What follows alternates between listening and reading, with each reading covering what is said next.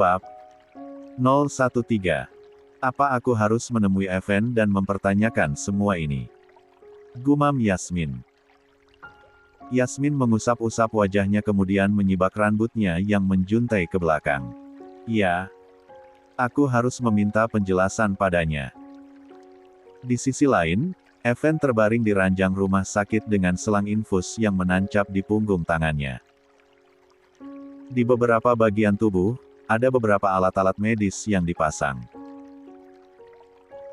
Tuan, apa saya harus menghubungi Nyonya Madeline kalau Anda dirawat di rumah sakit? Tanya Henry. Tidak perlu. Besok aku mau keluar dari sini. Sahut Evan. Tapi Tuan, kondisi Anda.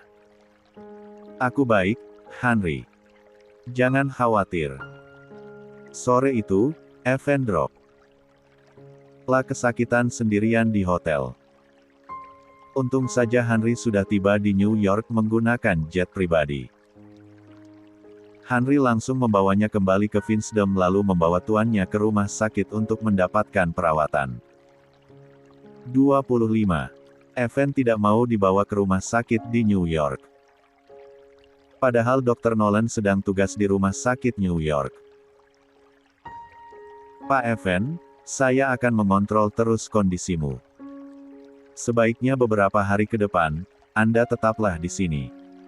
Kondisi Anda semakin buruk. Ucap Dr. Nolan yang berada di antara mereka. Tidak dokter. Besok pagi saya akan tetap keluar dari rumah sakit. Tegas Evan. Evan tidak peduli kondisinya yang lemah dan butuh penanganan serius. Biarkan saja ia menikmati waktu selagi masih bisa bernafas meskipun menahan rasa sakit. Jika berada di rumah sakit terus-menerus, Evan tidak akan bisa melihat Yasmin lagi meskipun dari jarak jauh. Nolan sudah berusaha membujuk Evan untuk tetap berada di rumah sakit, tapi pria itu begitu keras kepala sampai beberapa dokter tidak mempan menasehati Evan.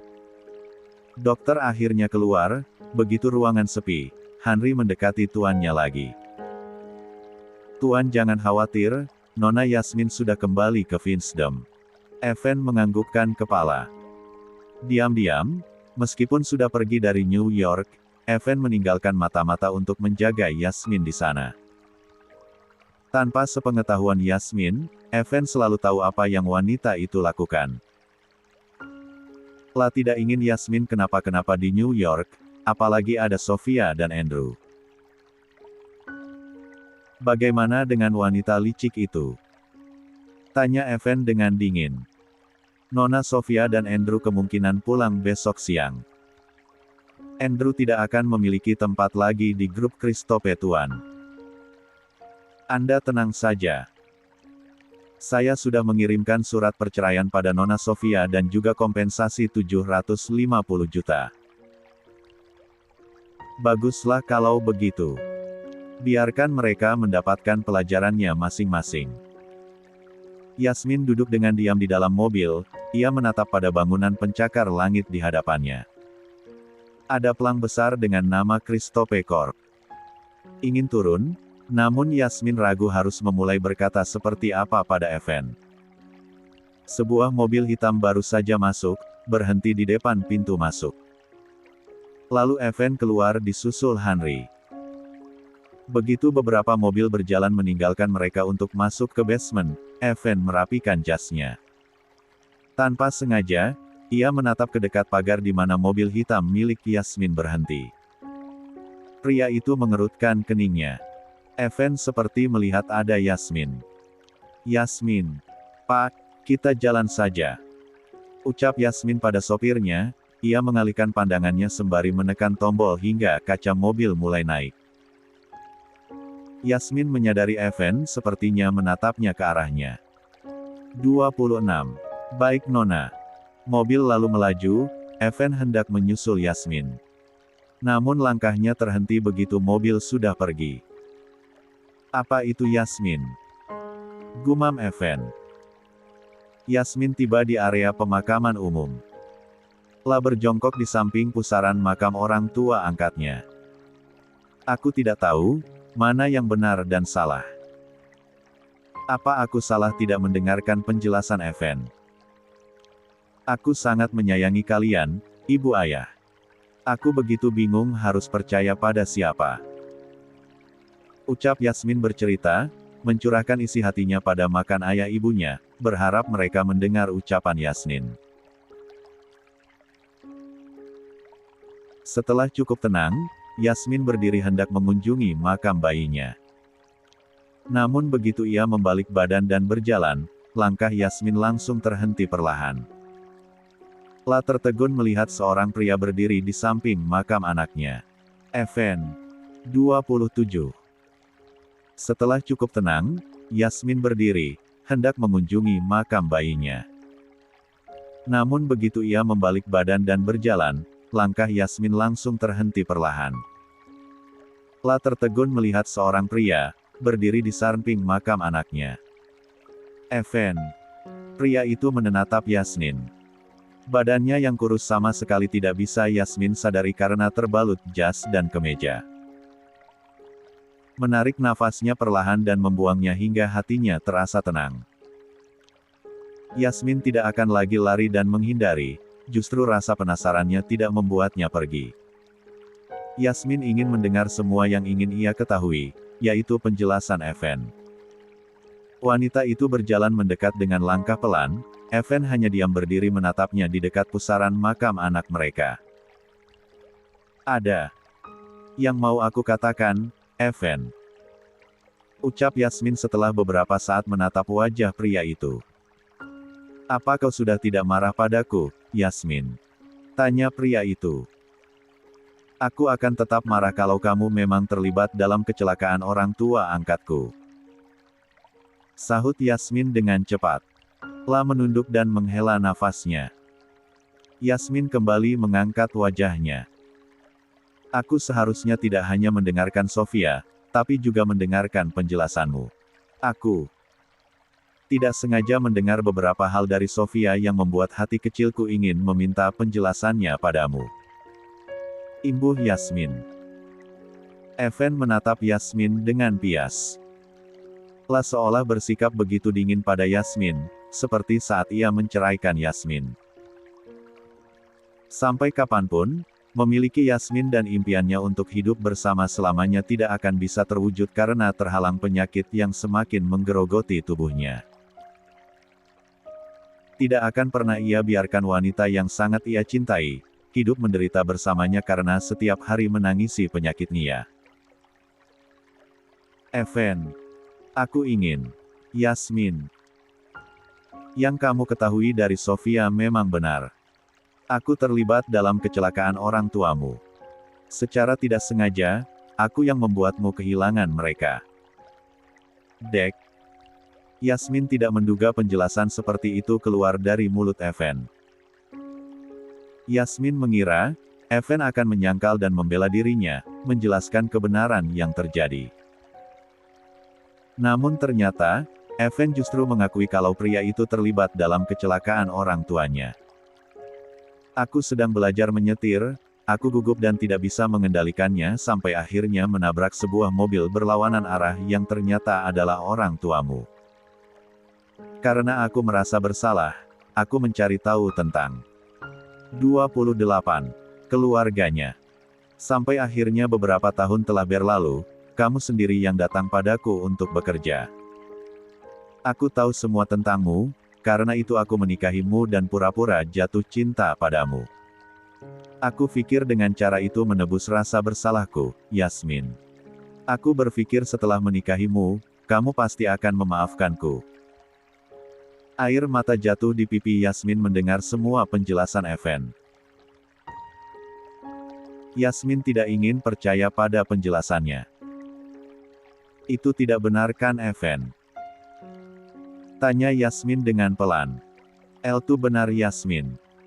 Aku yang mencelakai orang tuamu. Aku tidak pernah mencintaimu Yasmin, bagaimana aku bisa jatuh cinta pada wanita biasa sepertimu dulu? Kalau penampilanmu seperti sekarang, mungkin aku dulu akan sangat mencintaimu dan tidak akan pernah melepaskanmu. Kamu adalah aset yang berharga, sebuah berlian yang bernilai tinggi. Kalau sekarang aku memilikimu, aku tidak akan melepasnya seperti dulu. Evan menatap Yasmin dari atas hingga bawah. Kau memang sangat berbeda. Pantas saja banyak pria yang menggodamu untuk naik. Keranjangnya. Evan. Plak. Yasmin begitu marah mendengar hinaan yang dilontarkan Evan padanya, hingga ia melayangkan tamparan di pipi kiri pria itu. Tidak pernah Yasmin duga pria yang sialan sampai sekarang masih terpatri namanya di hatinya, bisa melukai harga dirinya dengan kata-kata menjikan seperti itu. Evan bukan hanya membuat orang tua angkatnya tiada, dia juga melukai hatinya dan merendahkan harga dirinya.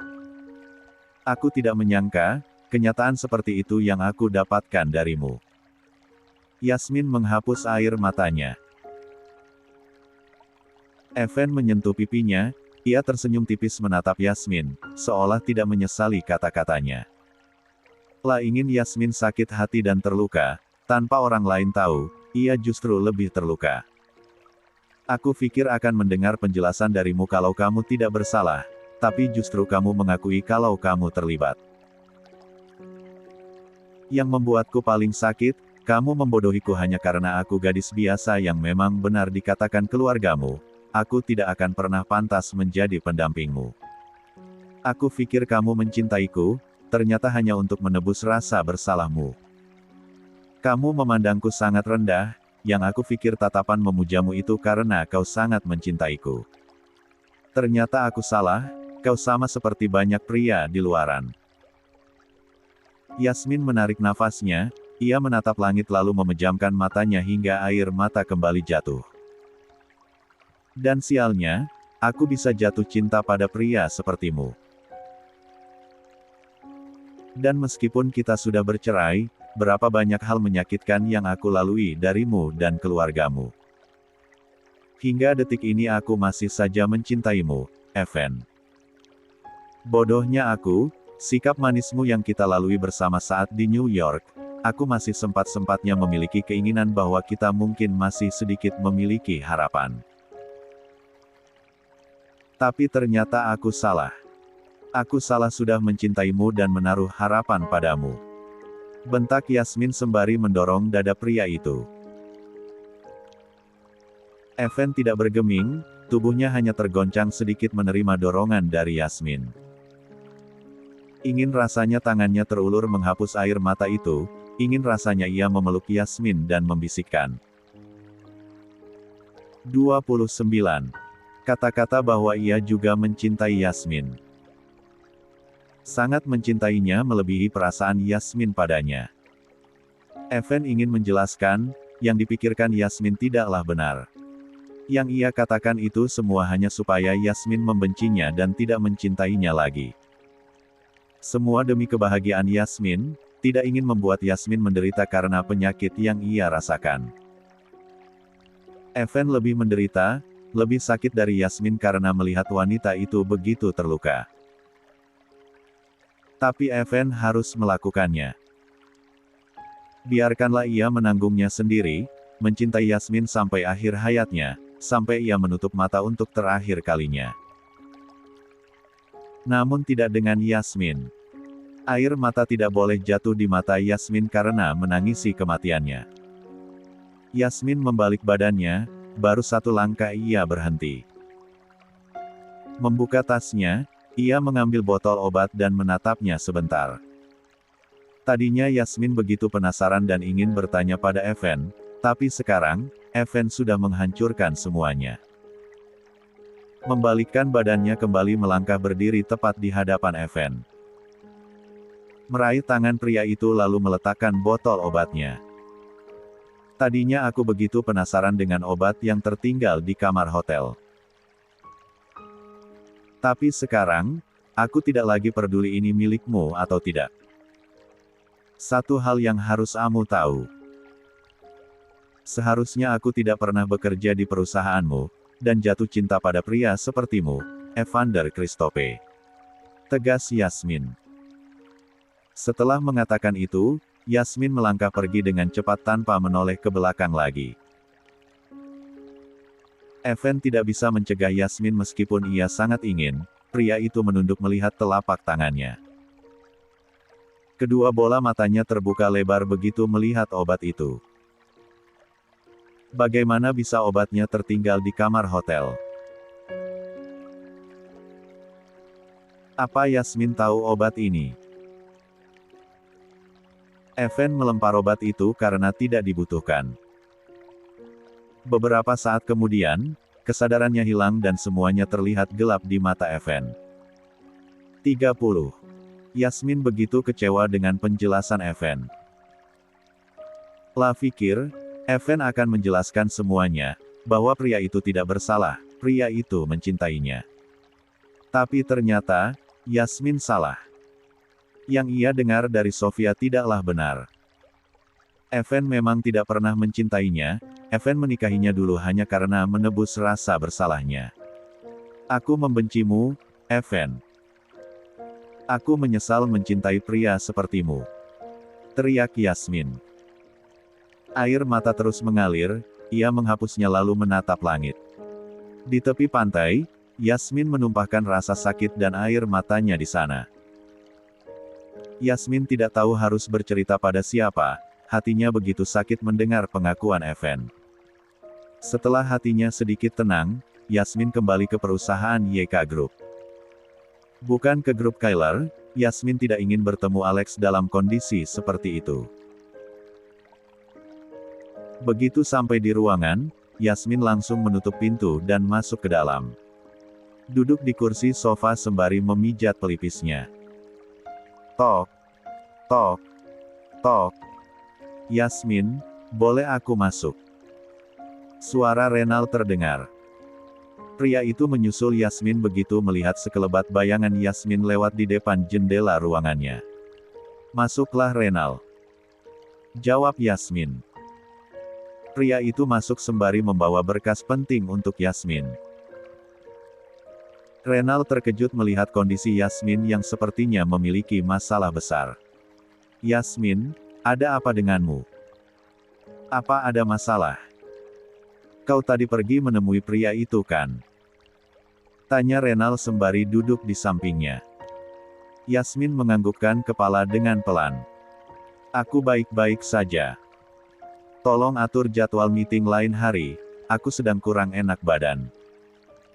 Renal menengerutkan keningnya. Baru kali ini ia melihat Yasmin yang begitu kusut dan seperti menghadapi sebuah masalah.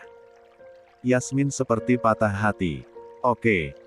Tapi kamu belum menjawab pertanyaanku. Apa kamu jadi menemui pria itu tadi? Apa yang kalian bicarakan? Renal masih penasaran dan terus mendesak Yasmin. Namun Yasmin sedang tidak ingin bercerita pada siapapun. Hatinya tidak tenang, masih hancur karena Evan, karena pria yang sudah melukai hatinya. Aku sedang ingin sendiri. Tolong keluar dari sini. Tapi Yasmin. 31. Please. Yasmin memohon. Renal menghela nafasnya. Oke baiklah. Pria itu lalu berdiri, membawa kembali berkas meeting mereka. Renal. Jangan katakan apapun pada ayah tentang kondisiku. Renal mengangguk. Aku tidak akan memberitahu ayahmu. Pria itu lalu berjalan pergi meninggalkan Yasmin. Setelah Renal pergi, Yasmin membuka ponselnya. Di galeri foto, ia menatap foto-fotonya bersama Evan ketika menghabiskan waktu di New York. Kenapa kamu lakukan ini padaku, Evan? Aku pikir, kamu memang tidak mencintai Sofia dan akan bercerai. Aku bahkan, sedikit demi sedikit meyakinkan hatiku, kalau kita ditakdirkan, kita mungkin bisa bersama lagi. Tapi ternyata, Yasmin membuang ponselnya begitu saja. Lah sungguh membenci Evan dan kali ini, ia tidak akan pernah memaafkan pria itu bahkan tidak akan sudi melihat wajahnya. 3 hari kemudian, Yasmin tidak datang ke grup Kyler maupun grup YK selama beberapa hari. Bahkan ia hanya mengurung diri di kamar, dan jarang makan. Zo masuk ke dalam kamar putrinya sembari membawa beberapa pelayan di belakang untuk membawa makanan. "Sayang, boleh ibu masuk?" tanya Zo. "Silahkan Bu," sahut Yasmin pelan. Yasmin beranjak bangun dan duduk bersandar dengan selimut yang menutupi sebagian tubuhnya. Zo masuk ke dalam. La mendekati Yasmin lalu duduk di sampingnya. "Letakkan makanannya di meja, kalian bisa pergi. Elbu membawakanmu makanan. Ayo makan dulu. Aku sedang tidak bernafsu Bu." "Sayang," Zo menegur. La menatap putrinya, baru sadar kalau wajah Yasmin begitu pucat. "Kamu sakit. Wajah kamu pucat sekali." Zo meraba kening Yasmin mengecek suhunya. Panas, itu yang dirasakan telapak tangan Zo ketika menyentuh kening putrinya. Raut wajahnya seketika langsung berubah panik dan khawatir. "Astaga sayang. Kening kamu panas sekali. Kamu pasti demam. Kita ke rumah sakit sekarang. Elbu akan memanggil Adam untuk menyiapkan mobil," ucap Zo dengan panik. "Ibu, tidak perlu. Yasmin baik-baik saja. Bagaimana kamu baik-baik saja? Kamu sedang demam Yasmin. Ibu tidak mau kamu kenapa-kenapa. Kamu putri ibu." 32. Satu-satunya. Balas Zo sembari berdiri. Alex sedang lewat karena kebetulan hari libur. Mendengar suara istrinya dan Yasmin yang sepertinya sedang berdebat, pria itu langsung masuk. "Ada apa ini? Kenapa kalian ribut? Apa ada masalah?" tanya Alex. "Lihatlah Yasmin. Dia demam tinggi. Tapi tidak mau dibawa ke rumah sakit." "Elbu, aku baik-baik saja," sahut Yasmin. "Yasmin sakit." Alex langsung berjalan cepat mendekati Yasmin lalu menyentuh kening putrinya. Pria itu juga panik begitu tahu Yasmin demam tinggi. Yasmin memang merasa pusing, tapi ia tidak merasakan apapun lagi, karena jujur, hatinya yang sebenarnya sakit. Bukan tubuhnya. Alex dan Zo menunggu dengan panik di depan ruang IGD. Ketika Alex hendak menelepon dokter saat di rumah, Yasmin tiba-tiba pingsan. Mereka sangat panik dan langsung membawa Yasmin ke rumah sakit tanpa berpikir panjang. "Bagaimana kondisi putri kita? Aku takut Yasmin kenapa-kenapa. Aku tidak mau kehilangan Yasmin lagi," ucap Zo sembari menangis. "Sayang, tenanglah. Yasmin baik-baik saja. Tenangkan dirimu, jangan berbicara hal buruk." Zo menganggukkan kepala. Alex mengusap rambutnya dan memeluknya dari samping. La terus menenangkan istrinya yang sangat panik dan khawatir dengan kondisi putri mereka. Beberapa saat kemudian, dokter yang menangani Yasmin akhirnya keluar. Zo dan Alex langsung mendekati dokter tersebut. "Bagaimana kondisi putriku?" tanya Alex. "Tekanan darahnya sangat rendah, putrimu juga kekurangan vitamin dan nutrisi di dalam tubuh. Sepertinya nafsu makannya tidak teratur dengan baik. Itu yang menyebabkan Nona Yasmin pingsan, dan dia juga mengalami migrain," jawab dokter menjelaskan. Zo menganggukkan kepalanya. La sangat ingat kalau Yasmin memang jarang makan akhir-akhir ini. "Lia. Memang beberapa hari Yasmin jarang makan. Tapi putriku baik-baik saja kan dokter?" balas Zo. "Nona Yasmin baik-baik saja. Saya akan memberinya obat penambah darah dan vitamin, demamnya juga akan turun. Tapi Nona Yasmin harus dirawat beberapa hari supaya kami bisa memantau kondisinya sampai panasnya benar-benar turun." "Baik dokter. Lakukan yang terbaik untuk putriku," ucap Alex. Pasien akan dipindahkan ke rumah perawatan. Kalau tidak ada yang perlu ditanyakan, saya permisi. 33. Terima kasih dokter. So dan Alex sangat lega karena Yasmin baik-baik saja. Mereka sebenarnya penasaran kenapa Yasmin bisa sampai sakit seperti itu. Beberapa hari semangat Yasmin turun. Entah apa penyebabnya. Renal setengah berlari menghampiri paman dan bibinya di depan ruang IGD. Telah dihubungi Alex kalau Yasmin sakit dan pingsan. Paman, bibi. Bagaimana kondisi Yasmin? Tanya Renal tak kalah khawatirnya. Yasmin baik-baik saja. Hanya saja ia harus dirawat beberapa hari. Yasmin, jawab So. Pria itu menghembuskan nafas lega. Syukurlah kalau Yasmin baik-baik saja. Aku sangat khawatir sekali kakakku kenapa-kenapa. Terima kasih sayang. Ucap So. Alex menatap Renal. Ikutlah dengan paman, ada yang mau paman tanyakan.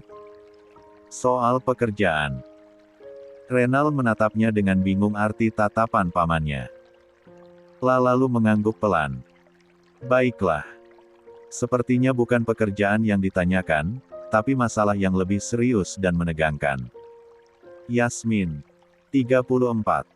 Jawab pertanyaan paman dengan jujur, kamu tahu kalau Yasmin dekat lagi dengan pria itu? Tanya Alex penuh selidik. Renal menggelengkan kepalanya. Lah memang tidak tahu apakah Yasmin dan Evan dekat kembali, hanya saja.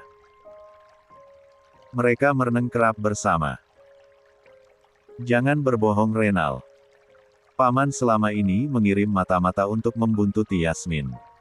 Kamu pasti tahu kalau Yasmin ke New York bersama Evan Christophe. Kalau soal ke New York, Renal memang tahu sudah dari sebelum Yasmin berangkat. Tapi ia tidak menyangka kalau Alex akan mengetahuinya. Aku hanya tahu soal itu saja paman. Selebihnya aku tidak tahu kalau Yasmin dekat lagi dengan pria itu. Jawab Renal. Lalu kenapa Yasmin bisa sampai seperti ini? Setelah Yasmin kembali padaku, Yasmin tidak pernah seperti ini, kondisinya sangat buruk. Jangan menyembunyikan apapun dariku, aku memberimu tugas untuk menjaga Yasmin, bukan hanya menjadi asistennya. Lia paman. Renal mengerti. Tapi sungguh, Yasmin tidak cerita apapun apa masalah yang terjadi padanya. Renal sudah berusaha menjaga Yasmin. Renal minta maaf. Jawab pria itu. Alex menghela nafasnya dan menganggukkan kepala. Ya, baiklah. Paman percaya padamu. Jangan menyembunyikan apapun dari paman, kau mengerti kan? Renal menganggukkan kepala dengan cepat. Lah juga sebenarnya penasaran apa yang membuat Yasmin sampai seperti itu. Yasmin seperti patah hati dan putus cinta. Terakhir kali sebelum sikap Yasmin seperti itu, orang yang bersamanya adalah satu orang, yaitu Evander Christophe. Aku harus mencari pria itu dan mencari tahu apa yang terjadi. Pasien mengalami pendarahan hebat. Cepat beritahu suaminya. Kondisinya kritis. Dokter nampak panik di dalam ruang tindakan. Yasmin terbaring lemah dengan rasa sakit di perutnya. Samar-samar, ia mendengar percakapan dokter dan perawat yang menanganinya. Detak jantung bayinya sudah tidak ada. Kita harus segera mengeluarkan bayinya, karena kondisi pasien kritis. Yasmin berusaha membuka matanya. Air matanya menetes mendengar ucapan dokter. Anakku. Tidak mungkin, anakku tiada. Suara lemahnya mulai terdengar terpotong-potong. Dokter. Yasmin berusaha meraih tangan dokter. Tolong selamatkan, anakku. Aku, tidak bisa, hidup tanpanya. 35. Kedua mata Yasmin terbuka secara perlahan, Cahaya lampu membuat korneanya hampir kesulitan terbuka sempurna. Aroma karbol terasa mampir di indera penciumannya. Setelah kedua matanya sempurna menyesuaikan cahaya, Yasmin menoleh ke kanan dan ke kiri. Keringat menetes di keningnya. "Yasmin, kamu sudah sadar sayang?" Suara lembut yang seperti tidak asing di pendengarannya terdengar. Yasmin menatap ibunya. "Bu." Yasmin menoleh mengamati sekeliling ruangan. Ia sekarang sadar kalau bukan berada di rumah, melainkan sebuah kamar rawat di rumah sakit. "Kenapa aku di sini?" "Kamu pingsan sayang, saat ayah dan ibu mau membawamu ke rumah sakit. Bu begitu khawatir dan takut kamu kenapa-kenapa." "Tunggu sebentar ya, ibu panggilkan dokter." "Jangan Bu, tidak usah. Yasmin baik-baik saja," cegah Yasmin. "Tapi sayang, kamu harus." "Bu." Yasmin memohon. Akhirnya Zo duduk kembali, namun ia menelpon Alex kalau Yasmin sudah sadar. Pria setengah baya tersebut berjalan tergesa di lorong rumah sakit, diikuti oleh Renal di belakang yang ingin melihat kondisi Yasmin setelah sadar. "Bagaimana kondisimu, Nak?"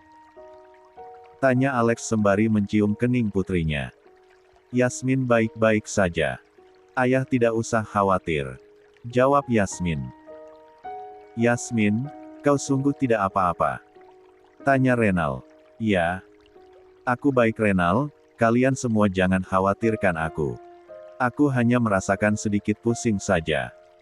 "Bagaimana Zo, Alex?" Renal tidak khawatir kalau Yasmin tiba-tiba berubah. Selalu murung dalam beberapa hari, Yasmin juga tidak berangkat ke perusahaan, hanya mengurung diri di kamar sampai akhirnya jatuh sakit seperti sekarang. Tapi sekarang tidak ada yang berani bertanya, mengingat Yasmin butuh banyak istirahat. Mereka memberikan waktu sampai Yasmin pulih dan siap untuk menceritakan masalahnya. "Kapan Yasmin bisa pulang?" "Yasmin ingin pulang saja. Sayang, kata dokter kamu harus dirawat beberapa hari," sahut Zo. "Tapi Yasmin ingin dirawat di rumah saja, Bu. Kali ini kamu yang harus menuruti kami. Sampai kondisimu pulih, kamu akan tetap di sini," tegas Alex. Nyali Yasmin langsung menciut mendengar ucapan ayahnya. Dia hanya mengangguk pelan. Zo tersenyum lalu mengusap rambut putrinya. "Ibu akan menemani kamu di sini." 36. Renal berjalan menuju resepsionis untuk mengurus biaya administrasi Yasmin sampai Yasmin pulih. "Ini data pasien atas nama Yasmin Kailer Tuan," ucap petugas resepsionis.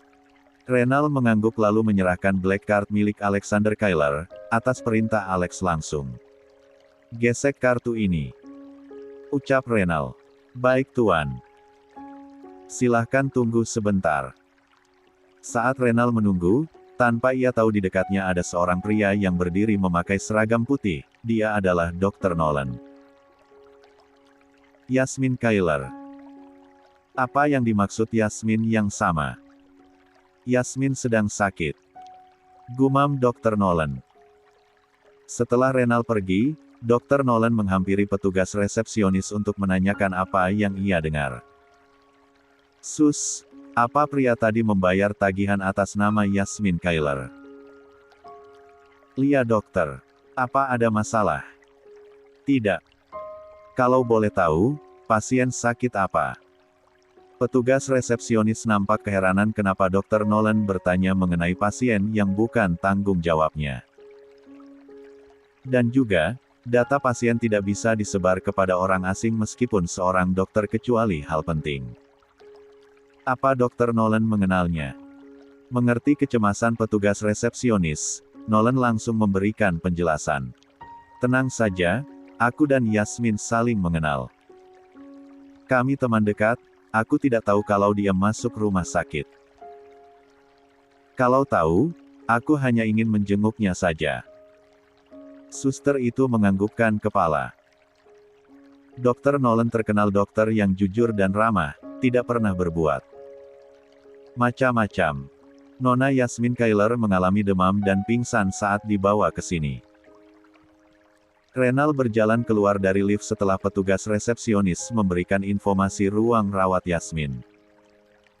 "Permisi," ucap Nolan menghampiri Alex dan Zoe serta Renal yang menunggu di luar ruangan.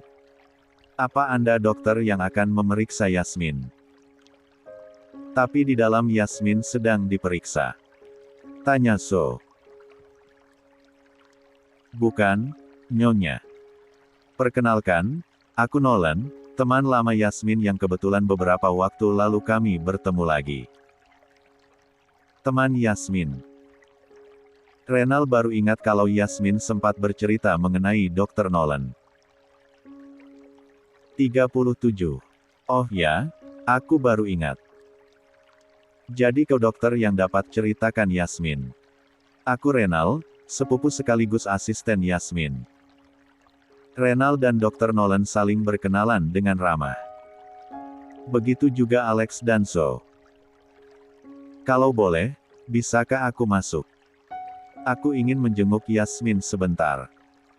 38. Dr. Nolan masuk ke dalam ruang rawat Yasmin setelah mendapatkan izin dari orang tua Yasmin. "Permisi, maaf mengganggu," ucapnya. Dokter yang selesai menangani Yasmin menoleh. "Dr. Nolan, Anda di sini, ada urusan apa?" tanyanya dengan bingung. "Maaf mengganggu dokter. Aku ingin menjenguk pasienmu sebentar, kebetulan aku mengenalnya. Aku akan menunggu sampai pemeriksaan selesai." Begitu rupanya. Pemeriksaannya sudah selesai. "Silahkan kalian bicara. Kalau begitu saya permisi." "Terima kasih dokter," ucap Yasmin. Setelah dokter yang menanganinya keluar, Yasmin menatap Nolan dengan bingung. Bagaimana bisa Nolan tahu kalau ia dirawat di rumah sakit? "Dari mana kamu tahu aku di sini?" tanya Yasmin. Nolan mendekat ke arah ranjang pasien Yasmin. "Aku tidak sengaja mendengarnya dari sepupumu saat di resepsionis." "Bagaimana kondisimu, Yasmin?" "Aku baik-baik saja. Jangan mengkhawatirkanku, sebenarnya aku sudah ingin pulang, tapi mereka tidak membolehkan," gerutu Yasmin. Nolan tersenyum lalu duduk di kursi di samping Yasmin. Dr. Nolan sebenarnya tidak bisa berlama-lama karena ia harus mengecek kondisi pasiennya di ruang ICU. Lah cukup lega karena melihat kondisi Yasmin yang baik-baik saja, hanya demam tinggi dan tekanan darahnya sangat rendah. "Yasmin, apa kamu butuh sesuatu? Aku bisa membantumu membelikan makanan yang kamu inginkan, selagi dalam batas wajar dan tidak berlebihan." Yasmin tersenyum tipis, ia sedang tidak ingin makan sesuatu. Mulutnya terasa pahit dan tidak bernafsu, ia hanya ingin istirahat. "Tidak ada untuk sekarang, terima kasih atas tawaranmu, Nolan. Aku hanya ingin istirahat saja," jawab Yasmin. Dr. Nolan mengangguk. "Baiklah kalau seperti itu Yasmin. Aku sudah lega melihatmu baik-baik saja. Tapi maaf ya, aku tidak bisa berlama-lama karena ada pasien penting yang harus kutangani," sahut Nolan. "Terima kasih banyak karena kamu sudah menyempatkan waktu untuk menjengukku. Semoga pasienmu cepat sembuh." Nolan menganggukkan kepala lagi. Setelah itu pria tersebut melangkahkan kakinya keluar dari ruang rawat Yasmin. "Yasmin, yang kamu ketahui dari Sofia memang benar. Aku terlibat dalam kecelakaan orang tuamu." "Secara tidak." 39. "Sengaja, aku yang membuatmu kehilangan mereka." "Dek. Aku sedang belajar menyeti, aku gugup dan tidak bisa mengendalikannya sampai akhirnya menabrak sebuah mobil berlawanan arah yang ternyata adalah orang tuamu. Karena aku merasa bersalah, aku mencari tahu tentang keluarganya. Sampai akhirnya beberapa tahun telah berlalu, kamu sendiri yang datang padaku untuk bekerja.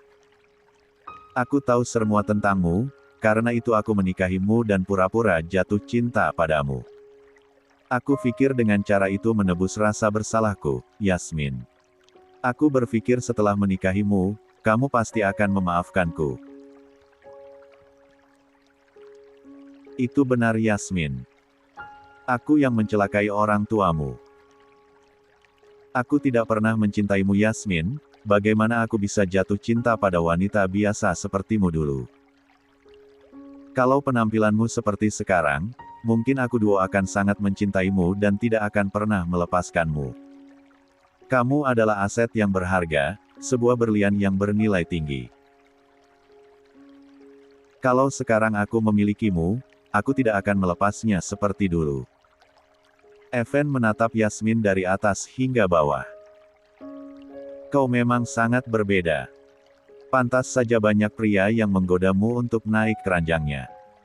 Yasmin menyenderkan kepalanya di bantal, ia dalam posisi setengah duduk.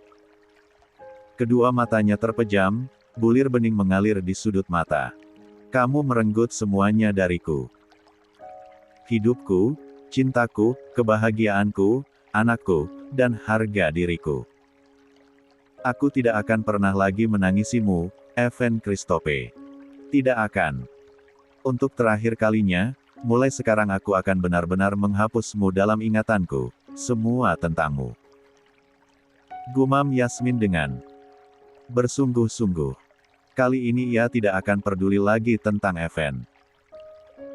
Apapun yang menyangkutnya sedikit pun, Yasmin akan mengabaikannya, menutup mata dan telinga. Evander Christophe dan keluarganya hanyalah masa lalu yang hanya ada di memori otaknya yang telah terpendam dalam dan akan segera hilang. Yasmin akan menggantikannya dengan hidupnya yang baru. Dr. Nolan masuk ke dalam ruang LCU. Pria yang memakai seragam putih beserta alat stetoskop itu berdiri di samping ranjang pasien dengan masker di mulutnya. Bagaimana kondisinya? Apa ada perubahan? Tanya Dr. Nolan pada perawat yang mengontrolnya. Tidak ada, dokter. Detak jantungnya sangat lambat, begitu juga denyut nadinya. Jawab perawat. Pasien harus segera mendapatkan donor hati. Apa keluarganya sudah datang? Hanya ada satu pria yang selalu datang. Apa saya harus menghubungi keluarganya? Saya akan bicara pada pria itu. Sahut Dr. Nolan. Pria yang terbaring lemah tidak sadarkan diri di rumah sakit itu adalah Evan Christophe. 40. Setelah Yasmin pergi meninggalkannya, Evan drop dan pingsan di samping pusaran makam anaknya yang belum sempat lahir ke dunia. Henry langsung berlari dan menelpon anak buahnya untuk membantu membopong tuannya. Sebelum tubuhnya diangkat, Evan sempat sadar dan mengatakan sesuatu. Pria itu meraba makam anaknya dan berucap dengan lirih. Ayah banyak berdosa pada ibumu, nak. Dosa ayah tidak akan bisa ibumu maafkan. Kalau kamu marah, jemputlah ayah sekarang. Ayah siap bertemu denganmu dan menerima kemarahan darimu, tapi tidak bisa melihat ibumu membenci ayah. Ayah sangat mencintai ibumu, Yasmin. Henry langsung membawa tuannya ke rumah sakit karena tuannya kembali tidak sadarkan diri. Mereka begitu panik di perjalanan karena denyut nadi Evan melemah. Sudah 3 hari Evan dinyatakan koma, pria itu seakan pasrah dan tidak pernah memiliki semangat untuk sembuh. Jauh-jauh waktu sebelum kondisinya parah, Dr. Nolan terus menasehati untuk menjaga pola makan, hidup sehat, dan banyak beristirahat. Namun Evan justru terus menyibukkan dirinya dan tidak memikirkan kondisinya. Henry menunggu di luar, begitu Dr. Nolan keluar pria itu langsung menghampirinya. Apa sudah ada perkembangan mengenai kondisi Tuan Evan? Tuanmu masih sama. Justru detak jantungnya sangat lemah. Kami akan terus melakukan yang terbaik, tolong secepatnya dapatkan donor hati yang cocok untuknya, waktunya tidak akan panjang. Aku akan terus mencarinya. Sahut Henry. Henry sudah mengutus banyak anak buahnya untuk mencari donor hati bahkan sampai ke luar negeri. Hanya saja, sampai sekarang belum ada yang mengabarinya. Keluarga pasien, sebaiknya diberitahu. Jangan sampai ada yang menyesal. Dan juga, saya melihat pasien seperti tidak memiliki semangat untuk sembuh. Kalau ada orang yang mungkin dicintai, tidak bisa menyembuhkannya, tapi bisa membangkitkan semangatnya. Kekuatan cinta sangat luar biasa, bisa mengalahkan apapun. Anda pasti mengerti ucapan saya kan, Tuan? 41. Keluarga pasien, sebaiknya diberitahu. Jangan sampai ada yang menyesal. Dan juga, saya melihat pasien seperti tidak memiliki semangat untuk sembuh. Kalau ada orang yang mungkin dicintai, tidak bisa menyembuhkannya, tapi bisa membangkitkan semangatnya. Kekuatan cinta sangat luar biasa, bisa mengalahkan apapun. Anda pasti mengerti ucapan saya kan, Tuan? Henry tertegun mendengar ucapan dokter. Sebenarnya ia juga setuju dengan penjelasan Dr. Nolan yang seperti dokter cinta, bukan hanya dokter spesialis semata. Sudah berkali-kali Henry menasehati tuannya untuk menjelaskan pada keluarganya, terutama wanita yang dicintainya, yaitu Yasmin, bahwa dirinya mengidap penyakit serius. Namun tuannya sangat keras kepala. Karena cinta yang besar, tidak ingin membuat orang yang dicintainya ikut menderita, seperti Yasmin yang sudah banyak melewati masa-masa sulit dalam hidupnya. Evan tidak ingin membuat Yasmin sedih, melihat air matanya setiap hari menangisi kondisinya, penyakitnya, justru melihat Yasmin sedih, Evan semakin sakit. Saya akan mengabarkan keluarganya. Baik. Kalau begitu saya permisi. Saya juga akan membantu mencari donor hati yang cocok. Terima kasih dokter. Setelah dokter pergi, Henry menelpon anak buahnya untuk datang ke depan ruang ICU, menjaga ruangan Evan. Sedangkan ia akan pergi ke rumah besar Christophe. Berita Evan yang dirawat di rumah sakit akhirnya terdengar di telinga Madeline dan Yoshi. Mereka sangat syok mendengar bahwa Evan sedang kritis di rumah sakit. Putraku. Apa yang terjadi pada putraku? Tanya Madeline sembari menangis. Mama, tenanglah. Kita ke rumah sakit saja, kita lihat kondisi kakak. Sahut Yoshi sembari menenangkan ibunya. Mereka semua langsung ikut Henry ke rumah sakit. Madeline tidak pernah tahu kalau Evan menderita penyakit serius. Selama ini, ia pikir putranya sehat dan baik-baik saja. Namun ketika sampai di depan ruang ICU, melihat dari kaca pembatas bagaimana putranya terbaring tidak sadarkan diri dengan banyaknya alat medis di tubuhnya, Madeline hampir saja pingsan. Oh ya Tuhan! Ada apa dengan putraku? Wanita itu sangat syok dan tidak percaya, pria di atas ranjang pasien itu Evan Christophe, anak yang dilahirkannya. Yoshi pun tak kalah sedihnya. Bahkan tak kuasa menahan air matanya melihat kondisi kakaknya. Kak Evan. Kenapa kakak menyembunyikan penyakit kakak dariku dan mama? Kalau kakak tidak menyembunyikannya, kami pasti akan melakukan apapun supaya kakak selalu bahagia. Gumam Yoshi, air matanya terus mengalir tanpa henti. 42. Begitu menyesal karena sudah menentang Evan, memisahkan kakaknya dari wanita yang dicintainya. Kalau tahu seperti ini, ia akan menerima Yasmin dan menyayanginya supaya kakaknya bahagia. Satu-satunya orang yang bisa membangkitkan semangat hidup Tuan Evan, adalah Nona Yasmin. Henry tiba-tiba bersuara.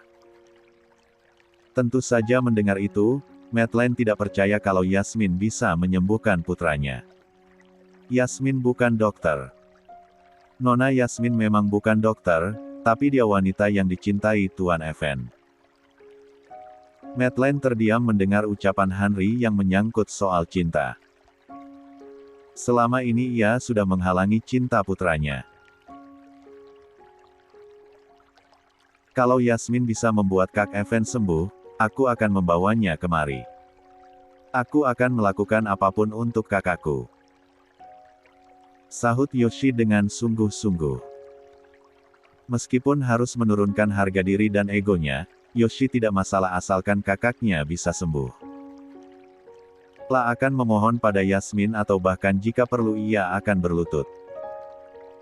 Namun masalahnya, Yoshi tidak tahu di mana Yasmin berada, di mana rumahnya juga ia tidak tahu bahkan nomor ponselnya. Sudah 1 hari Yasmin dirawat di rumah sakit. La sebenarnya merasa kondisinya sudah jauh lebih baik meskipun masih terasa sedikit pusing. Bu, bisakah aku keluar sebentar? Aku ingin jalan-jalan. Bosan sekali di sini. Gerutu Yasmin sembari memohon.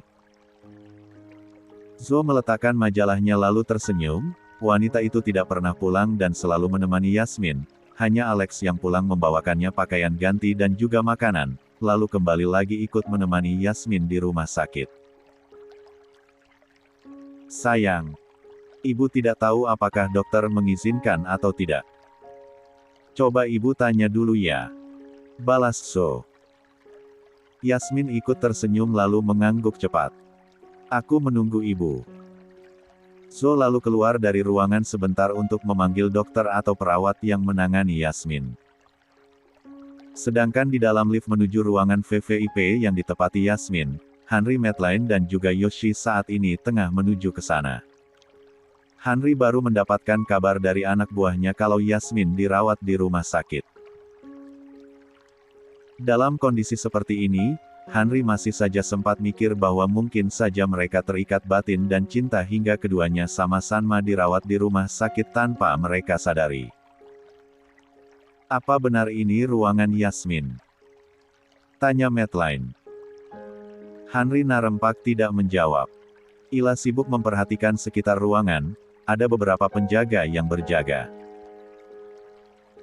Sangat yakin kalau memang mereka sedang menjaga putri keluarga Kyler, apalagi di seragam hitam yang dikenakan, ada label nama YK Group yang artinya Yasmin Kyler di bagian bahu atas. Sepertinya akan sedikit sulit. Ruangannya dijaga sangat ketat, ucap Hanti. 43. Apapun itu, aku ingin tetap menemui Yasmin. Sahut Yoshi. Henry mengangguk. Mereka lalu berjalan mendekati ruangan Yasmin yang berada di ujung lorong. Semakin dekat, para pria berpakaian serba hitam yang jumlahnya sekitar 5 orang itu langsung menoleh bahkan langsung siap siaga untuk menghalangi masuk. Kalian semua siapa? Dan ada urusan apa kemari? Tanya ketua mereka. Mereka orang-orang penting. Kami tidak ada niat jahat, hanya untuk menjenguk Yasmin sebentar. Jawab Henry. Nona Yasmin tidak bisa dikunjungi orang sembarangan tanpa Tuan dan Nyonya Kyler ketahui. Hanya sebentar saja. Biarkan gadis ini masuk, ini sangat penting. Sahut Henry. 44. Yasmin duduk di atas ranjang pasien sembari menunggu ibunya yang berbicara pada dokter, untuk meminta izin apakah ia boleh keluar ataukah tidak. Yasmin sangat berharap ia bisa menghirup udara luar meskipun hanya sebentar. Tolong izinkan kami masuk. Aku ingin bertemu Yasmin sebentar. Samar-samar, Yasmin mendengar suara dari luar pintu. La mengerutkan keningnya dan berpikir siapa yang membuat keributan. Siapa yang ribut di rumah sakit? Gumam Yasmin. Karena penasaran, Yasmin perlahan turun dari ranjang mencari sandalnya di bawah dan berjalan pelan sembari mendorong tiang infusnya. Ceklek. La membuka pintu, Yasmin menoleh kanan kiri. Wanita yang memakai seragam pasien rumah sakit itu terkejut melihat keributan yang disebabkan oleh penjaga utusan Alex. Ada apa ini? Tanya Yasmin.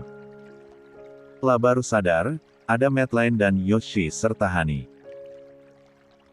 Raut wajah Yasmin seketika berubah dingin. Kalian. Kenapa kalian membuat keributan di sini? Apa yang kalian lakukan di depan kamar Rafwatku? Kalian tidak kesasar bukan? Yasmin bertanya seperti itu karena Alex sengaja meminta satu lantai VIP rumah sakit hanya untuk Yasmin. Tapi Alex memang tidak menaruh penjaga di bawah karena tidak ingin menimbulkan perhatian para pengunjung rumah sakit. Melihat sosok Yasmin keluar dari ruang rawatnya, Madeline dan Yoshi nampak senang dan segera menghampiri Yasmin. Tetapi para penjaga menghalangi mereka. Lepaskan mereka. Titah Yasmin. Mendengar perintah dari nona mudanya, para penjaga akhirnya melepaskan Madeline dan juga Yoshi. Yasmin. Aku minta maaf padamu, aku tahu selama ini aku banyak salah padamu. Ucap Yoshi dengan tulus.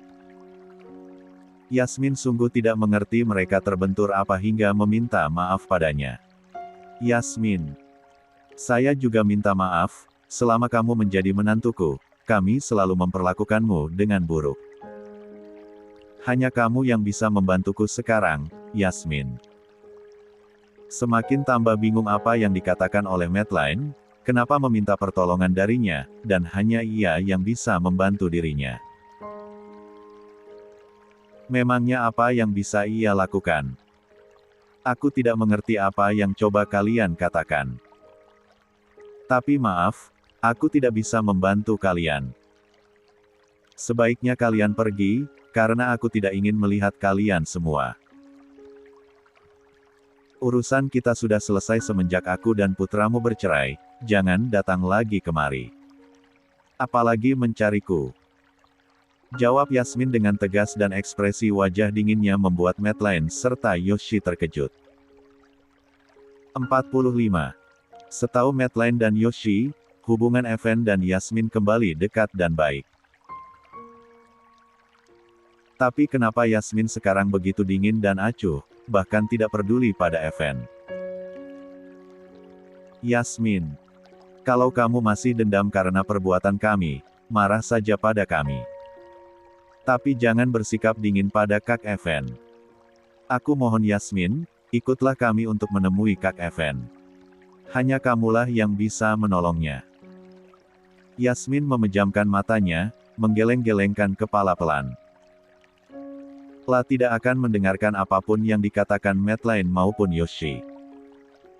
Memangnya kenapa dengan Evan sampai ia harus menemuinya? Memangnya apa yang terjadi, sampai hanya ia yang bisa menolong Evan? Ada banyak orang selain dirinya yang bisa menolong Evan jika seandainya pria itu berada di dalam masalah. Kenapa harus dirinya yang dicari dalam kondisi genting?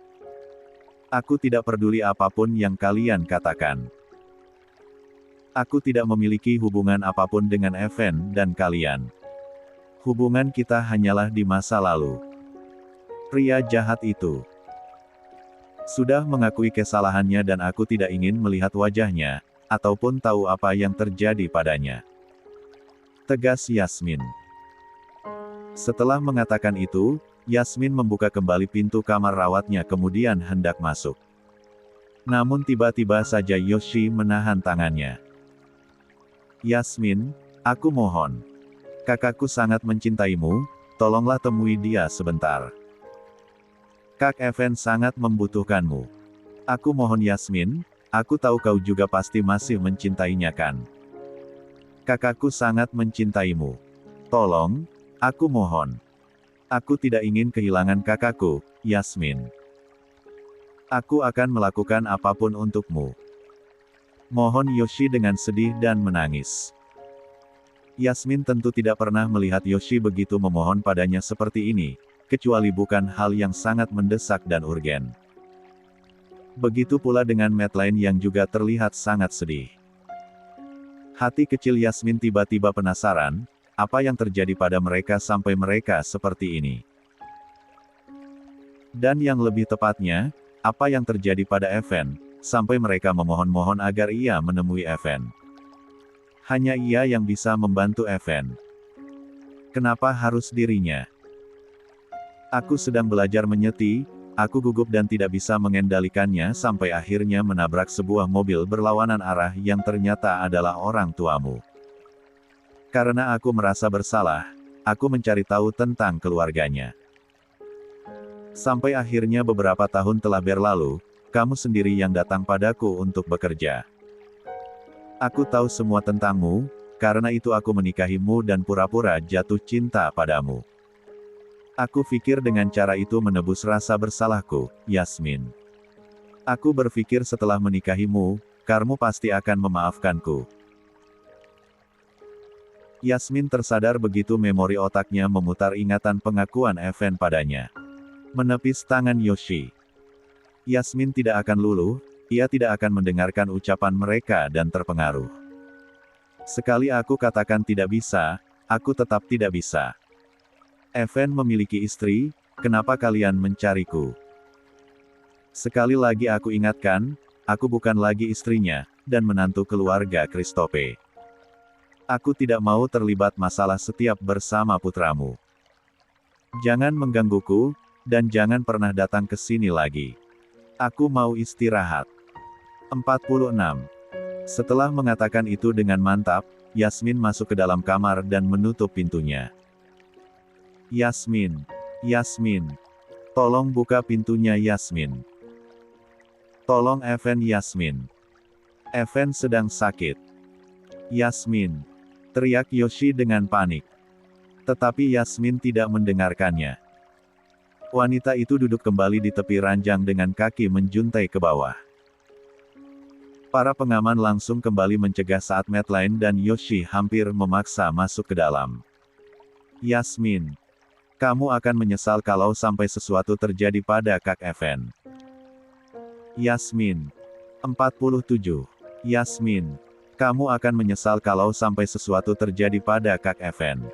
Yasmin. Wanita yang masih mengenakan pakaian seragam pasien rumah sakit itu nampak diam di tepi ranjang. Yasmin berusaha tidak mendengarkan ucapan Madeline dan Yoshi di luar kamar rawatnya, namun suara-suara mereka membuat hati kecilnya terus berpikir. Apa yang terjadi pada Evan?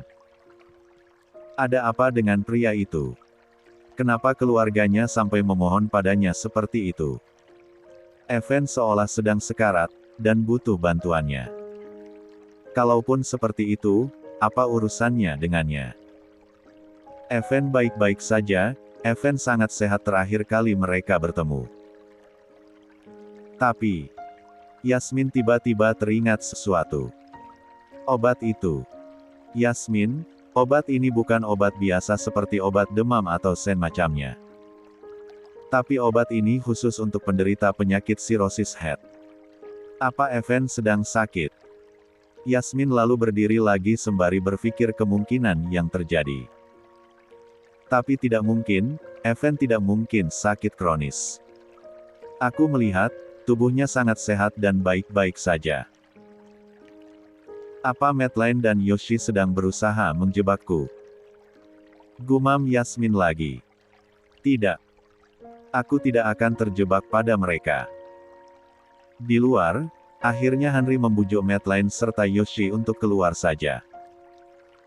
Yasmin saat ini sedang diliputi kemarahan karena penjelasan Evan, tentu wanita itu tidak akan luluh dan mempercayai mereka, terlebih semua yang telah mereka lakukan pada Yasmin.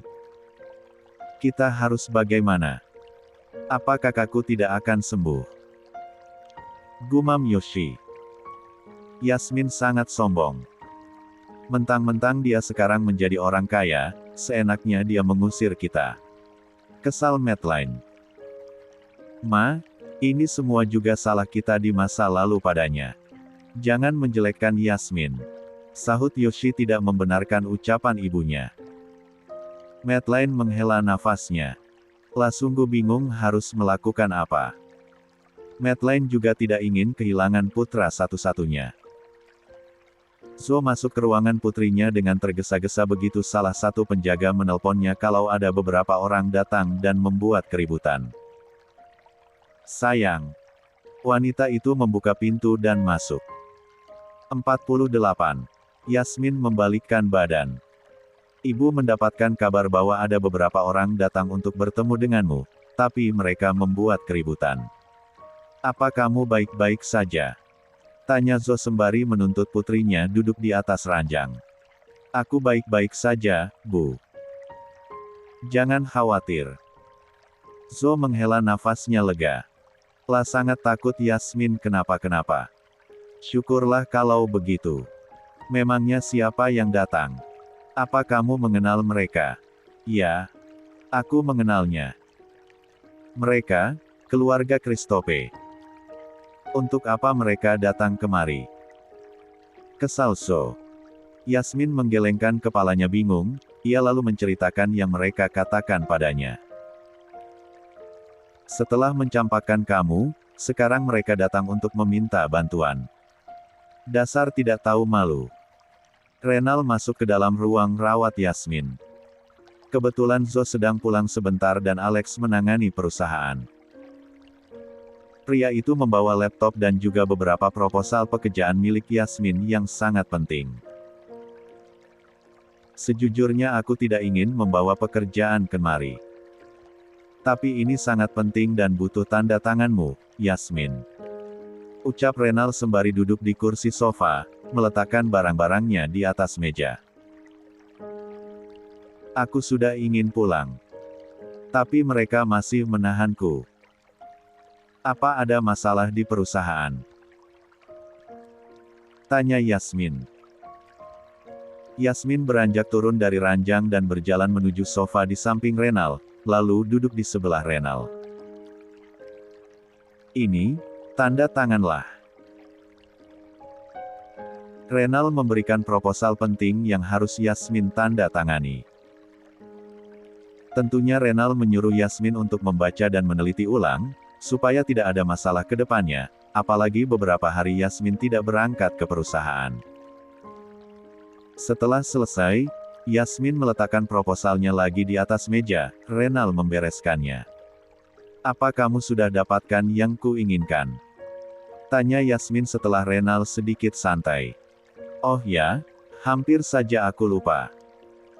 Ini, aku sudah dapatkan rekaman CCTV di jalan, tepatnya lokasi kejadian saat orang tua angkatmu dan event kecelakaan. Renal mengeluarkan flash disk di dalam saku jasnya, menunjukkannya pada Yasmin. Kejadian itu sudah sangat lama dan puluhan tahun. Apa CCTV masih ada? Tanya Yasmin tidak percaya. Memang kalau full lengkapnya tidak ada, Yasmin. Tapi aku hanya menyambungkan dari beberapa tempat bangunan yang sudah lama, yang tentunya memiliki CCTV dan file lamanya. Begitu rupanya. Ternyata kau sangat cerdik. Cepat putar. Titah Yasmin. Renal mengangguk, membuka laptopnya lalu mulai menyalakan flash disk yang ia bawa. Yasmin dan Renal nampak sibuk dan fokus memperhatikan saat sepotong-sepotong rekaman CCTV dari mobil hitam yang diduga milik. 49. Event melaju dengan pelan. Lalu tidak lama, ada mobil melaju dari berlawanan arah yang posisinya seperti sudah tidak normal.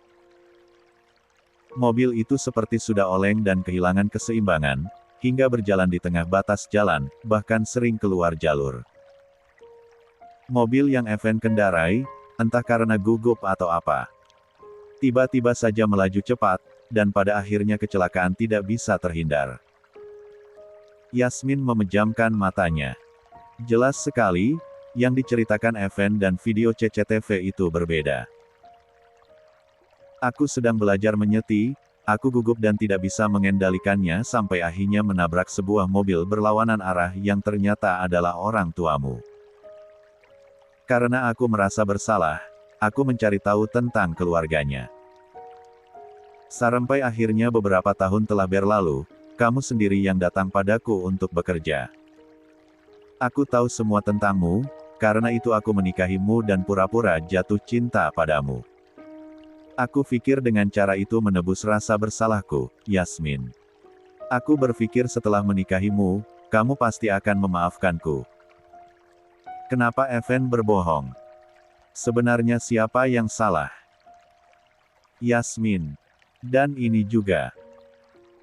Renal memberikan surat yang ia dapatkan dari mantan dokter yang dulu menangani kasus kecelakaan orang tua angkat Yasmin. Ini surat dari dokter yang menangani kecelakaan itu. Hasil tes darahnya, ayahmu mengalami kejang jantung hingga tidak bisa mengendalikan mobilnya. Ibu angkatmu tidak bisa menyetir. Untuk mencoba melindungi diri, dia yang mengendalikan setirnya. Yasmin memejamkan matanya. Lah tidak tahu harus menanggapi seperti apa. Semua yang dikatakan Renal, sangat berbeda jauh dari kebenaran yang ia dapatkan dari Evan. Melindungi putranya, ayahnya Evan dipenjara lalu terkena serangan jantung dan meninggal. Air mata Yasmin menetes. Yasmin sungguh bingung sekarang, mana yang harusnya ia percaya. Bukti-buktinya sudah berada di tangan Renal. Aku tidak tahu, kenapa dia melakukan ini padaku. Kenapa dia berbohong.